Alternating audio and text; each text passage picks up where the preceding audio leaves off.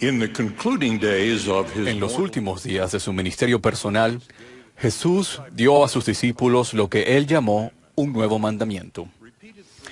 Ese mandamiento, que repitió 3 veces, era sencillo pero difícil: que os améis los unos a los otros como yo os he amado. La enseñanza de amarse los unos a los otros había sido una enseñanza esencial del ministerio del Salvador. El segundo gran mandamiento era: amarás a tu prójimo como a ti mismo.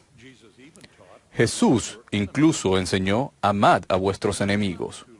Pero el mandamiento de amar a los demás, tal como él había amado a su rebaño, fue para sus discípulos y para nosotros un desafío singular. De hecho, nos enseñó el presidente Monson el abril pasado: el amor es la esencia misma del Evangelio y Jesucristo es nuestro ejemplo. Su vida fue un legado de amor. ¿Por qué es tan difícil sentir amor cristiano los unos por los otros? Es difícil porque debemos vivir entre aquellos que no comparten nuestras creencias, valores y obligaciones de los convenios. En su gran oración intercesora que hizo poco antes de su crucifixión, Jesús oró por sus seguidores. Yo les he dado tu palabra y el mundo los aborreció, porque no son del mundo, como tampoco yo soy del mundo. Después suplicó al Padre: no ruego que los quites del mundo, sino que los guardes del mal. Debemos vivir en el mundo, pero no ser del mundo. Debemos vivir en el mundo porque, como Jesús enseñó en una parábola, su reino es semejante a la levadura, cuya función es leudar toda la masa con su influencia. Sus seguidores no pueden hacer esto si solo se relacionan con personas que compartan sus creencias y prácticas. No obstante, el Salvador enseñó que si lo amamos, guardaremos sus mandamientos. El Evangelio tiene muchas enseñanzas en cuanto a guardar los mandamientos mientras vivimos entre personas que tienen diferentes creencias y prácticas. Las enseñanzas relacionadas con la contención son fundamentales. Cuando el Cristo resucitado encontró a los nefitas que disputaban sobre la manera del bautismo, Él dio instrucciones claras en cuanto a cómo se debía efectuar esa ordenanza. Después enseñó este gran principio: no habrá disputas entre vosotros, como hasta ahora ha habido, ni habrá disputas entre vosotros concernientes a los puntos de mi doctrina, como hasta aquí las ha habido. Porque en verdad os digo que aquel que tiene el espíritu de contención no es mío, sino es del diablo, que es el padre de la contención. Y él irrita los corazones de los hombres para que contiendan con ira unos con otros. He aquí, mi doctrina es esta: que se acaben tales cosas. El Salvador no limitó su advertencia contra la contención a aquellos que no estaban guardando el mandamiento del bautismo. Él prohibió la contención por parte de cualquier persona.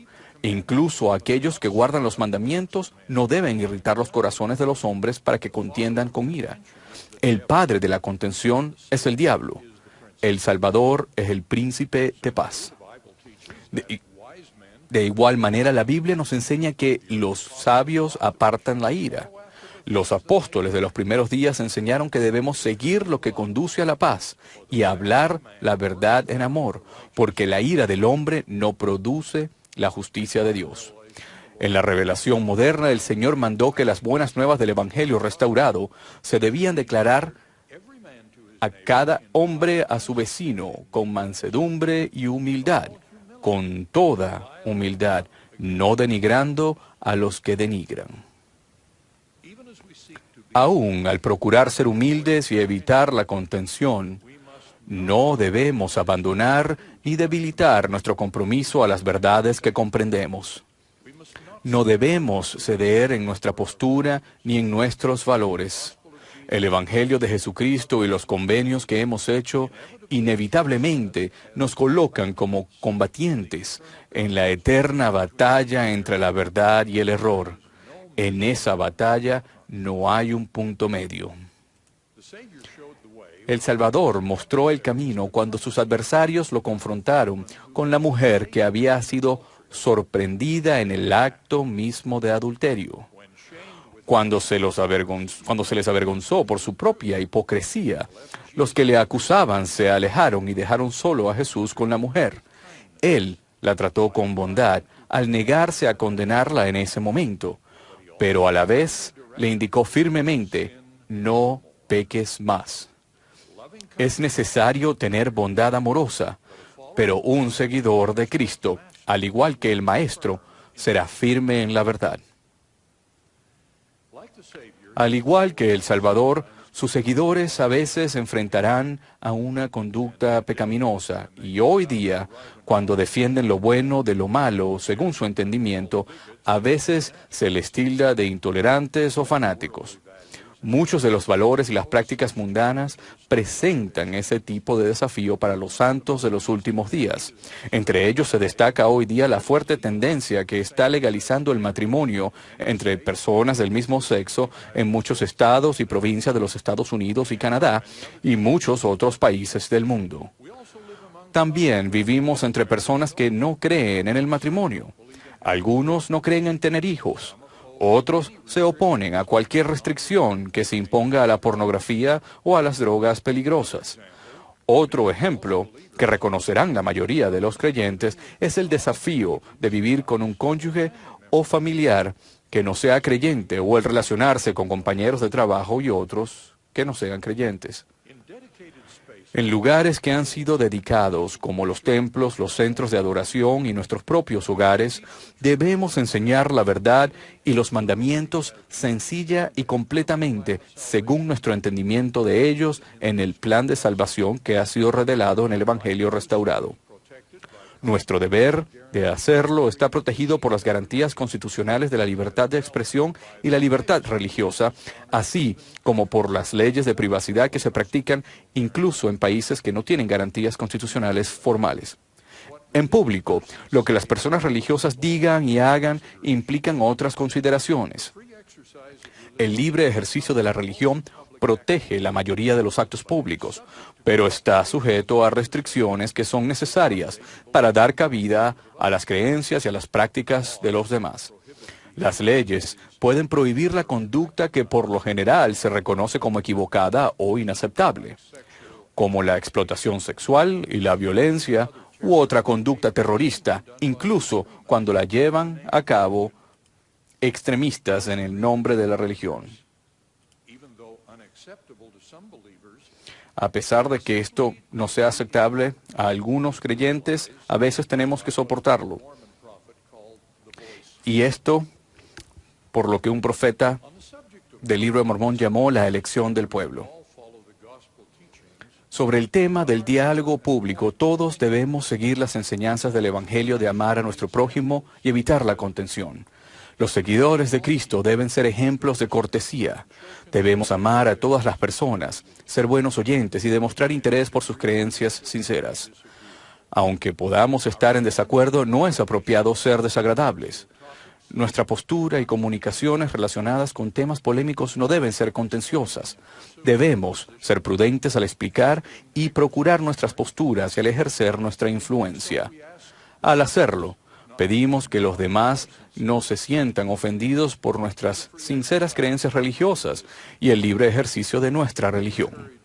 Exhortamos a todos para que pongamos en práctica la regla de oro del Salvador. Las cosas que queráis que los hombres hagan con vosotros, así también haced vosotros con ellos. Cuando nuestras posturas no sean convincentes ante la oposición, debemos aceptar con gentileza los resultados desfavorables y poner en práctica la cortesía con nuestros adversarios. En cualquier caso, debemos ser personas de buena voluntad hacia todos, rechazando la persecución en cualquiera de sus formas, incluyendo la persecución basada en raza, origen étnico, creencia religiosa o incredulidad, y diferencias en la orientación sexual. He hablado sobre principios generales.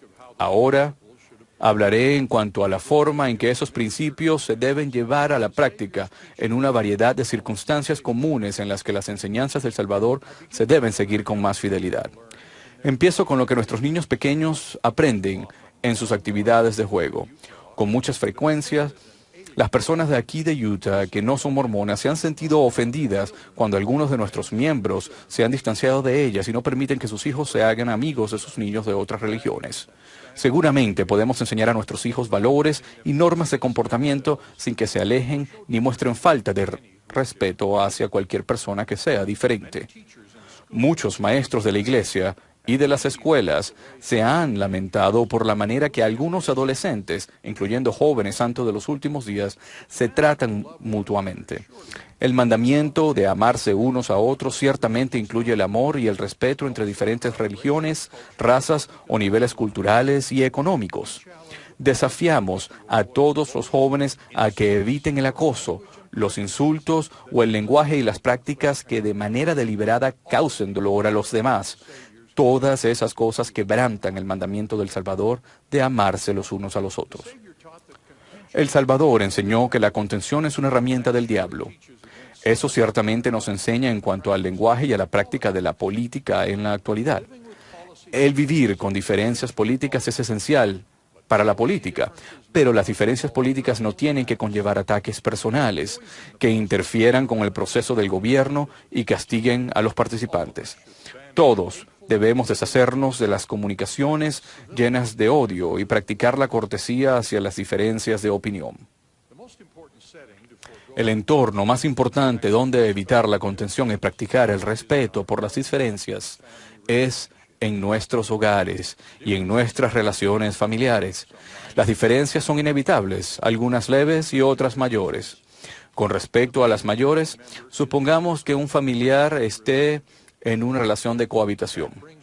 Esto supone un conflicto entre dos importantes valores, nuestro amor por el familiar y nuestro compromiso hacia los mandamientos.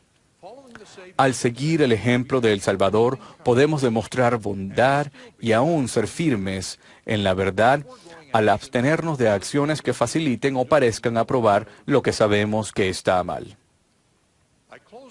Finalizo con otro ejemplo de una relación familiar. En una conferencia de estaca del Medio Oeste de Estados Unidos, hace más o menos 10 años, conocí a una hermana que me dijo que su esposo, que no era miembro, la había estado acompañando a la iglesia durante 12 años, pero que nunca se había unido a la iglesia. ¿Qué debía hacer?, preguntó. Le aconsejé que siguiera haciendo todo lo correcto y fuera paciente y amable con su esposo. Más o menos después de un mes me escribió lo siguiente. Bueno, pensé que 12 años eran suficiente muestra de paciencia, pero no sabía si era muy amable. De modo que me esforcé profundamente durante un mes y se bautizó.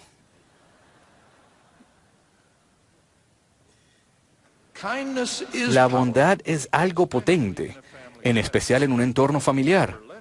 En la carta continuó. Me estoy esforzando aún más para ser bondadosa porque nos estamos preparando para sellarnos en el templo este año. 6 años más tarde me escribió otra vez. A mi esposo lo acaban de llamar y apartar como obispo de nuestro barrio. En tantas relaciones y circunstancias de la vida, debemos vivir con diferencias. En los casos de vital importancia, no debemos negar ni abandonar nuestra opinión respecto a esas diferencias, pero como seguidores de Cristo debemos vivir en paz con los demás que no compartan nuestros valores ni acepten las enseñanzas sobre las que ellos se basan. El plan de salvación del Padre, el que conocemos por medio de la revelación profética, nos coloca en una situación terrenal en la que debemos guardar sus mandamientos. Eso incluye amar a nuestro prójimo de diversas culturas y creencias, así como Él nos ha amado. Tal como enseñó un profeta del Libro de Mormón, debemos seguir adelante teniendo amor por Dios y por todos los hombres. Por difícil que sea vivir en la agitación que nos rodea, El mandato del Salvador de amarnos los unos a los otros como Él nos ama probablemente sea nuestro más grande desafío. Ruego que podamos comprender esto y procuremos vivirlo en todas nuestras relaciones y actividades. En el nombre de Jesucristo. Amén.